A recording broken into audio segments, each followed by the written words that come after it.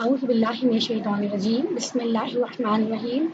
Chapter 1 Pharmacokinetics lecture series from Lippincott Illustrated Review. Today we are going to discuss the absorption of drugs. What is absorption? It is a transfer of drug from its site of administration to the bloodstream. And there are several mechanisms. दो चीजें important है यहाँ पे, rate and efficiency of absorption. कौन कौन से factors हैं जो कि रेट और एफिशिएंसी ऑफ एब्जॉर्प्शन को वेरी करवाएंगे. एक है environment where the drug is absorb, और दूसरी है हमारे पास ड्रग की केमिकल कैरेक्टरिस्टिक, और तीसरी कंडीशन है हमारे पास route of administration. IV route of absorption में कंप्लीट एब्जॉर्प्शन होती है. There is total dose of administered drug reaches to the circulation, systemic circulation में पहुंचेगी, और 100% बायो अवेलेबिलिटी है इन केस ऑफ आईवी. अब हम वन बाय वन करके मैकेनिज्म देखते हैं कि क्या है mechanism. We have 4 to 5 mechanism, जिसमें सबसे पहले हमारा है पैसिव डिफ्यूजन, देन हमारे पास है फैसिलिटेड डिफ्यूजन, देन हमारे पास है active transport and endocytosis. What is passive diffusion?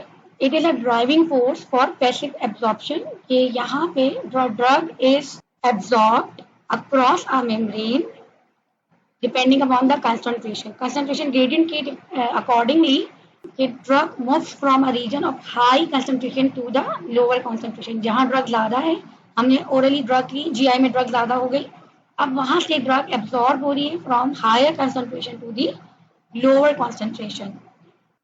What are the other characteristics? There is no involvement of the carrier. यहाँ कोई कैरियर नहीं है. Thirdly, it is not saturable. Saturable भी नहीं है, continuous रहेगा process.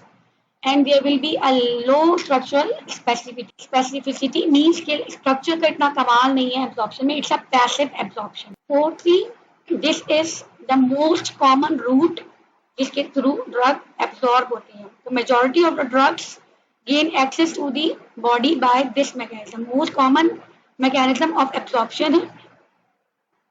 Then we have two types of drugs: water soluble drugs and lipid soluble drugs. If we are talking about the water soluble drugs, they will penetrate the cell through aqueous channels or pores. अगर water soluble drug लें तो passive diffusion में हमारे पास aqueous channel होते हैं, membrane के अंदर pores होते हैं, उसके थ्रू ये क्रॉस करती है membrane को.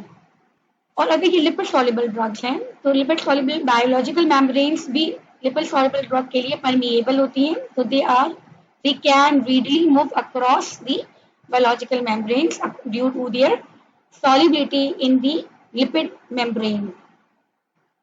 So here you can see that in passive diffusion of a water soluble drug, it is through aqueous channel or pores. यहाँ पे pores बने हुए membranes में, और drug उससे पास हो जाती है अगर water soluble है. और अगर lipid soluble है तो it will pass directly and reach to the cytosol of the cell.